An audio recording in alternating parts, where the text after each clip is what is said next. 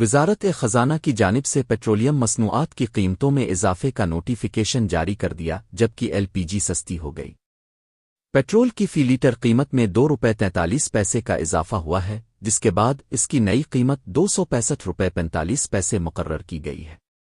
Diesel کی قیمت میں ₹3.02 فی لیٹر اضافہ کیا گیا ہے اور اب ہائی سپیڈ ڈیزل کی فی لیٹر قیمت ₹278.44 ہو گئی ہے۔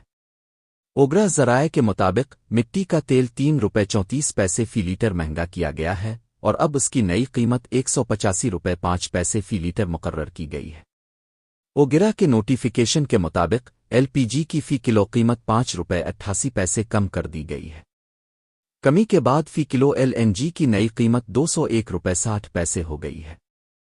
واضح رہے کہ متحدہ عرب امارات کی فیول پرائس کمیٹی کی جانب سے نومبر 2025 کے لیے پیٹرول اور ڈیزل کی قیمتوں میں کمی کی گئی ہے۔ مزید خبروں اور اپ ڈیٹس کے لیے newsbreaktv.com کی ویب سائٹ وزٹ کریں۔